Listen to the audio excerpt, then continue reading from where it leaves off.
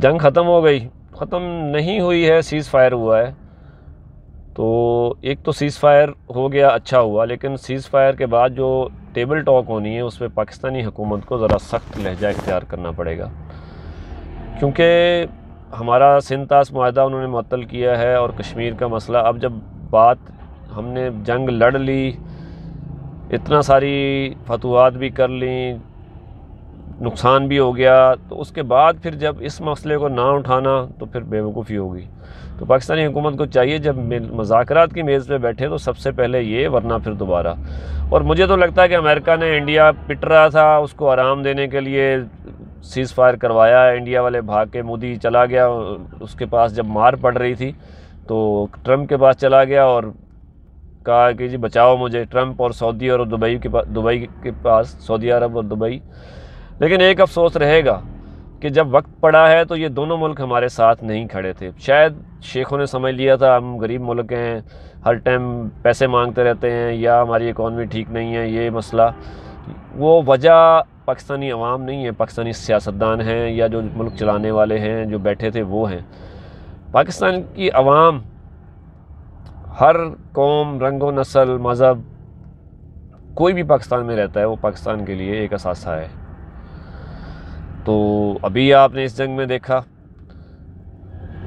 India کے پاس جدید technology ہے اور اس کو اس پہ غرور بھی تھا، بہت بڑی معیشت، بہت بڑی فوج، بہت زیادہ ہتھیار، تو لیکن پاکستان چھوٹا ملک، اور اس چھوٹے سے ملک نے ان کو جو نتھ ڈالی ہے وہ اب دنیا نے دیکھی ہے۔ اب میرے خیال میں شیخوں کے کان بھی، عربوں کے کان بھی کھڑے ہو گئے ہیں کہ یار یہ کیا ہے۔ وہ پہلے تو پاکستان کو صرف فقیر ہی سمجھ رہے تھے، لیکن انڈیا کے 70 جہازوں کے مقابلے میں پاکستان کے 24 جہاز جو اڑ رہے تھے، تو ہمارے ایک جہاز نے ان کے 5 جہازوں کو انگیج کیا ہوا تھا اس رات، جس رات انہوں نے پہلی دفعہ حملہ کیا ہے۔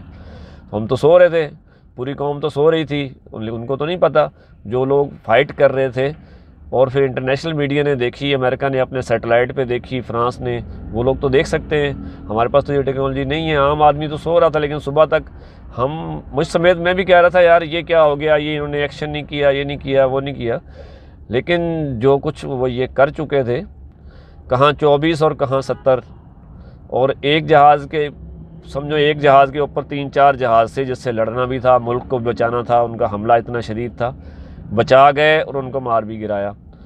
اور پھر تھوڑا سا سکون سے، تحمل سے، دیکھیں پاکستان جنگ چاہتا نہیں تھا، اور پاکستان کے ساتھ بھی کھڑا کوئی نہیں ہو رہا تھا سوائے چائنا کے۔ چائنا والے شروع سے ہمارے ساتھ کھڑے ہیں، بھائی ہیں، اور اس کے بعد ترکی، اور اس کے بعد آذربائیجان۔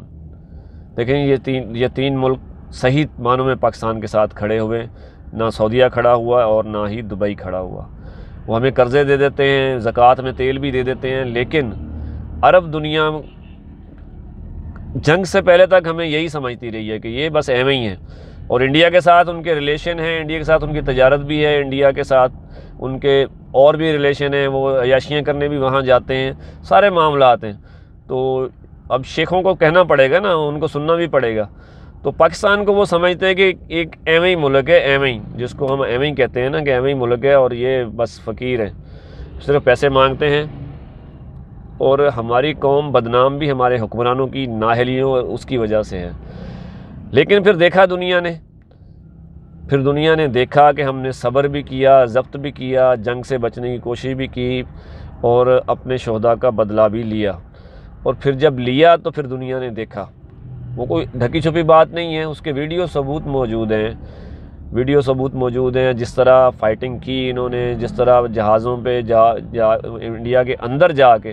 اور یہ بھی ایک پہلا ریکارڈ ہے کہ دنیا کا کوئی بھی ایئر چیف جو ہے وہ کسی دشمن ملک میں لڑنے کے لیے نہیں گیا۔ ہمارے ایئر چیف بابر صاحب جو ہیں وہ تقریباً 20 سے 25 منٹ انڈیا کی فضاؤں میں گھومتے رہے ہیں، اور اپنے جو لڑاکا طیارے تھے ساتھ جو تھے پائلٹ، ان کو ہدایات دیتے رہے ہیں۔ یہ بھی ایک ریکارڈ بن گیا۔ اس فائٹ کے بعد اب انٹرنیشنل میڈیا کی آنکھیں کھلی ہیں۔ وہ لوگ تو کہتے ہیں نا کہ مذاقاً یار یہ چینی مال تو چلتا نہیں ہے، تو چینی مال پھر،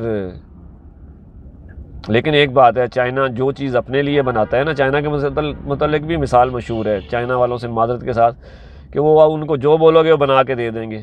ان کو آپ 10 روپے کا پین بولیں گے بنا دیں گے اور 10 لاکھ کا بھی بنا دیں گے. تو چائنا نے ہمیں وہ ٹیکنالوجی دی ہے وہ جو خود استعمال کرتے ہیں, جو دنیا کو باہر بیچتے ہیں اس میں کوئی تھوڑی بہت چیز ہوتی ہے, لیکن چائنا نے جو ہمیں دیا ہے لیٹسٹ ترین ٹیکنالوجی, اور پھر وہ چیک بھی ہو گئی ہے.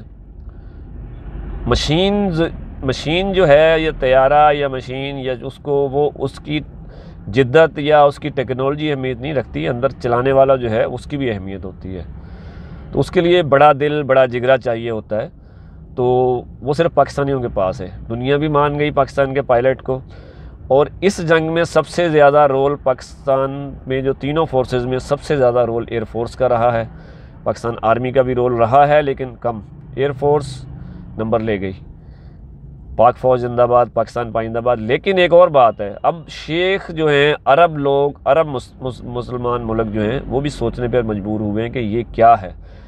حالانکہ وہ دل سے پاکستان کے ساتھ کھڑے نہیں ہوتے ہیں, پاکستان کو صرف وہ بیکاری سمجھتے ہیں, لیکن اب ان کو سوچنا پڑے گا. اب ان کو سوچنا پڑے گا کہ بات ٹیکنالوجی کی نہیں ہے, بات دل گردے کی ہے. رافیل طیارہ دنیا کا جدید طیارہ ہے, لیکن اب وہ کھوتے چلانے والوں کو اگر جہاز دے دیا جائے تو وہ تو نہیں اڑا سکتے. تو انڈیا کی جو درگت بنی ہے اور جو اس کے ساتھ ہوا ہے, ہم نے صبر کیا, صبر کر کے پھر جو ایک جواب دیا تگڑا, اور پھر اس کے بعد وہ بھاگ کے سیز فائر کرنے پہ مجبور ہوا, منت کرنے پہ مجبور ہوا. لیکن پاکستان والوں کو اب بھی ہوشیار رہنا چاہیے. اور ہمارے نام نہاد برادر اسلامی ملک جو ہیں ان کو بھی اب آنکھیں ان کی کھل رہی ہیں کہ یہ کیا کر دیا پاکستان نے, یہ تو پاکستان ہے. تو ایک پہلے یاد ہے جب ایٹم بم کے دھماکے کیے تھے اس ٹائم پاکستان کی عزت ایک دم ہائی لیول پہ چلی گئی تھی. تو اس جنگ کے بعد بھی اب شیخوں کو تھوڑا اب پھر احساس ہونے لگا کہ یار نہیں, اگر کوئی اسلامی دنیا میں ملک لڑ سکتا ہے وہ پاکستان ہے یا ترکی ہے.